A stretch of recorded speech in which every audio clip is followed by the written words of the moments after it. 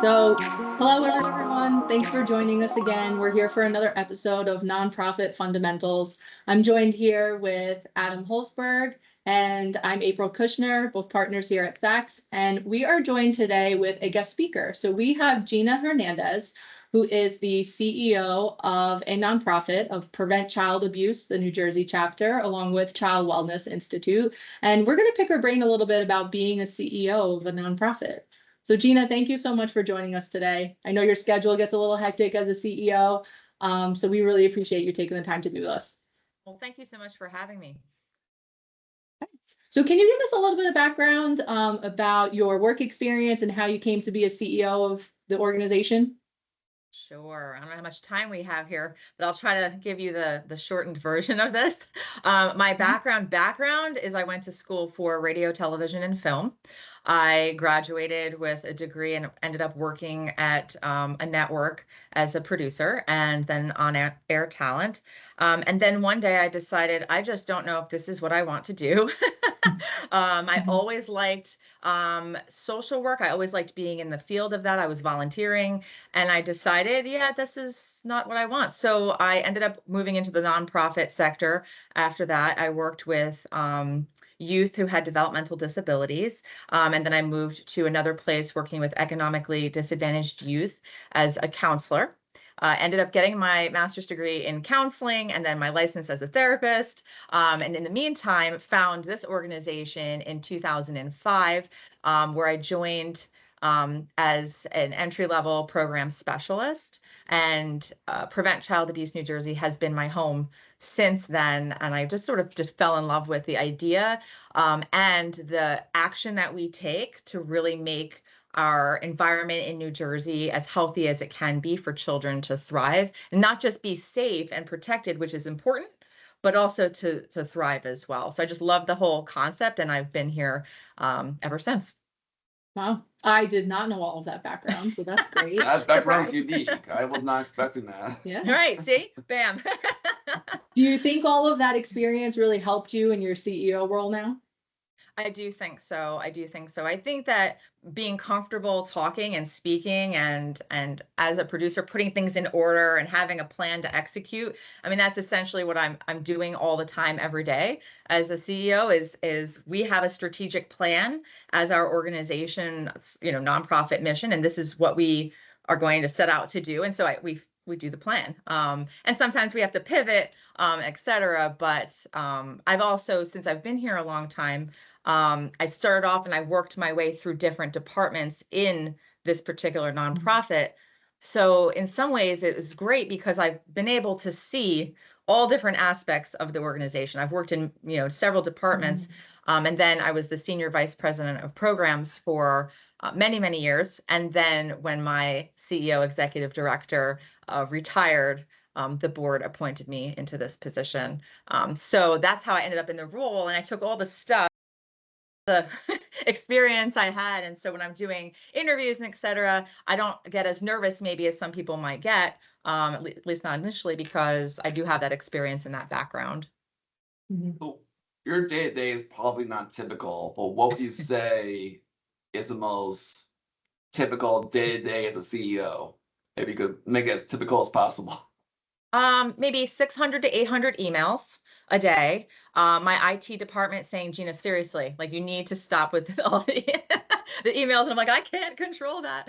And I think most of it is ensuring that every action, the things that are happening throughout the day tie into what we set out to do as a nonprofit, that it ties into our mission, and that I'm making the board of directors happy with the things that I'm supposed to be doing. So financially, we are responsible. We do things in an ethical manner. We're following the strategic plan. And then on the other side, ensuring that the people, the actual people doing the work, are really operating as best as they can and giving them the tools that they need to do the work.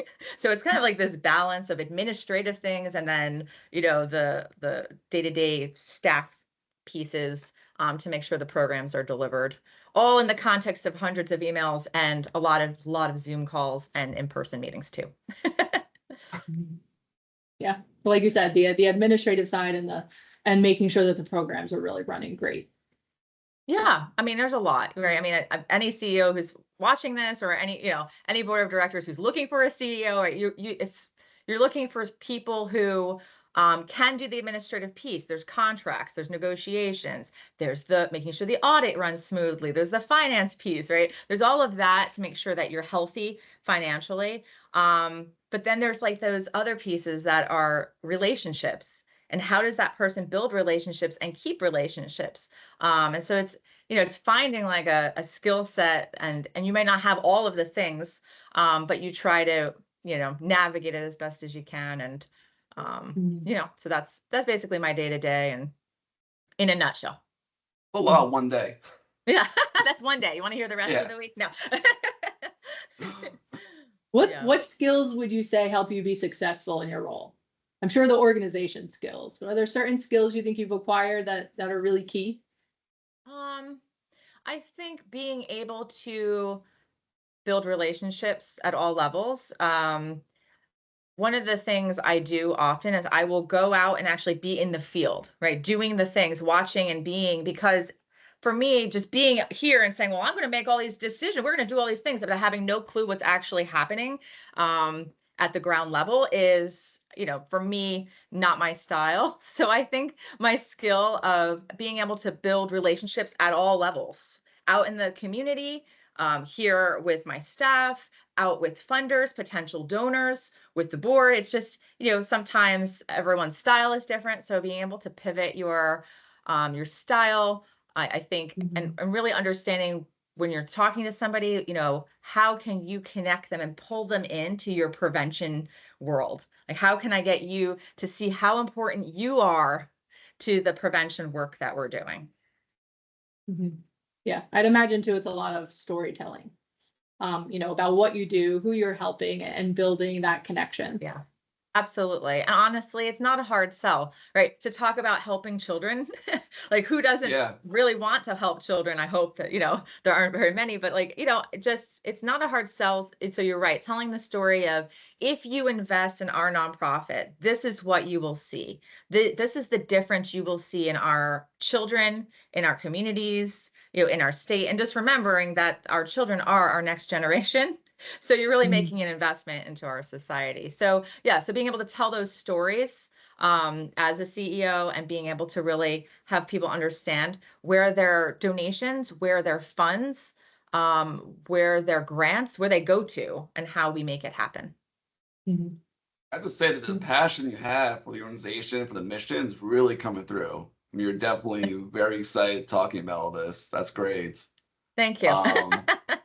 Just a little. Yeah. So what do you find most rewarding about being the CEO? I mean, I think from my lens, is that every single day, after going through all the things that we talked about, I really do look at the day and say, wow, we did a lot of work. We did a lot of great things today. It's very, very rewarding. Like, it's just a very rewarding position. Will I ever make millions of dollars? Oh, well, you never know. But probably not. And that's, and that's okay, because for me, it's like just the end result, the impact of, having a family come up to me and say, what I just learned here is really changing the way I parent. It's changing what I always knew. Like I wasn't doing it exactly healthy or whatever. Now I kind of understand where you're coming from. So when you see those changes at a small, kind of microcosm level, and then you see legislation being passed or something, right? And that's like at a bigger systems level. It's like, for me, I can see all the different levels kind of feeding into our mission. So that's probably the most rewarding, is that every day I'm like, yep, okay, we're doing it. So it feels good. Nice. What was some of the most challenging aspects you faced when you first became the CEO? Well, there were a few.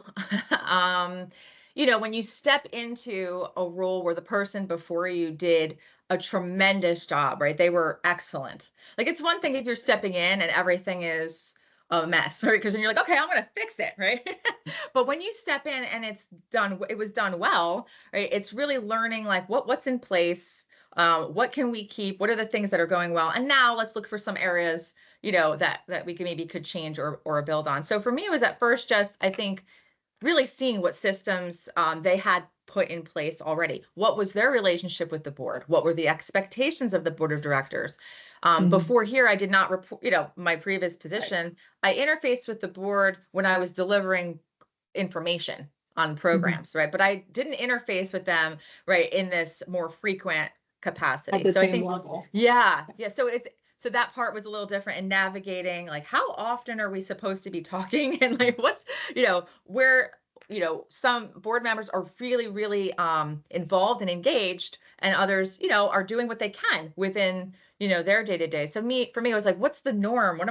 What's the normal way to do things? Turns out there is no like norm. It's really what works for the health of the organization. But that was hard. And the other thing that was difficult for me, and I hope it's okay to share this, but like 5 months into my role here, we had a tragedy that happened with one of our staff members who, had passed away. And honestly, it's like, as the CEO, you are the face, right? You still have to keep going. I'm still having to run a business, but still I'm human. And right. And so you're trying to like balance the human part of you, right? And making sure that your staff are okay and making sure they have what they need. But at the same time, understanding the deliverables and the grants still have to get done. And that was hard, right? Because I'm human first. And so that, I hope that was okay to share, but it's kind of those times where things happen and everyone's impacted and you're like, okay, and you're part of it. You're part of the piece that was impacted. That was difficult. Yeah. Yeah, I can absolutely see that. Like you said, there's a human element to it as well, right? Yeah, absolutely. And then there's the I want to say business part of it. Which, okay, that's a third challenge.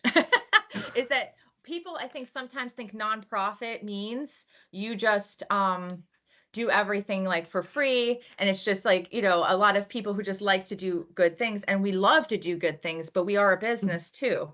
We have to be fiscally responsible, and you want the best talent, the best people trying to solve these public health issues, right? Like if there's all of these problems and things, and then we're set forth to solve it. I think one of the challenges was for me to describe to people, like, we have to still operate on solid ground. Like we're still a business. And so I still need to make sure there are funds to pay salaries and that people are paid adequately, et cetera. So I added a third one there for you. I always think that nonprofits, you're like tasked with saving the world on a shoestring budget. Right. You get no money to do it, but we want you to like help and save everyone. So yeah, you're so right. It's like here's these major issues. You go do it, and we're like, okay, and it's like, well, and we're gonna give you $1. I'm like, wait, exactly. I'm like, hold on, I can't. I mean, we are resourceful. We try to pool our money and our resources, but you're right. It is an interesting concept. So what do you think, so now taking a step back, are the biggest challenges nonprofits be facing, let's say either now or next few years? What are the big issues coming ahead? A couple things. Obviously, a lot of legislation drives things that happen with nonprofits in our social services work. So that is something that could change over the years in priorities. Different legislators, different state leaders and government leaders and national leaders have different priorities. I mean, that's just the way it is. And so that's a change. But I think also, to be honest, there are so many good nonprofits. Like there are so many friends, colleagues that I'm like, I love what you do too, and we all are fundraising because if you're grant funded and particularly you're receiving, funds to do certain things, most of the time those grants do not cover core infrastructure as much as you need to operate. So we all need to fundraise. And so the challenge, Adam, is like, there's so many wonderful causes.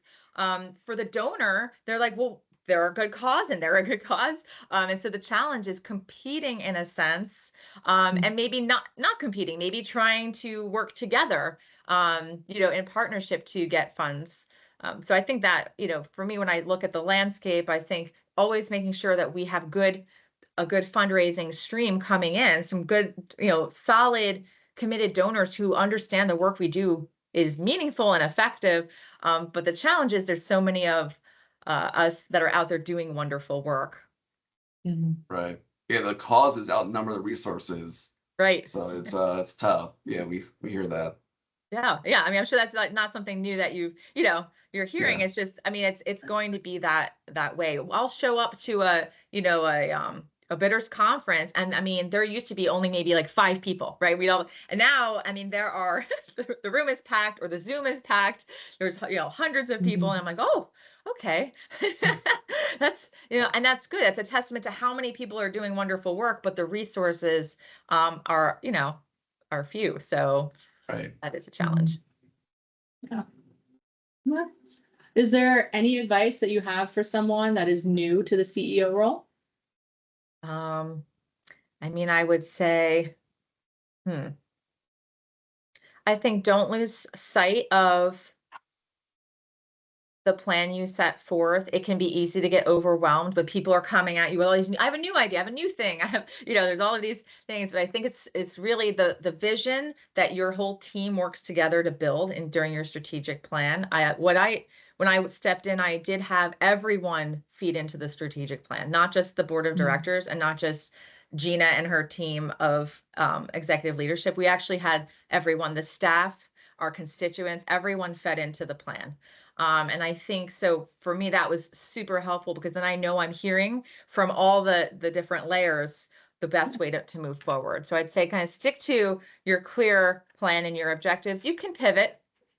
We all, you got to be flexible and pivot. But I think really, and I wouldn't make any abrupt changes or anything until you've assessed the landscape of your strengths, your areas for growth, your opportunities. You got to take some time, I think, too.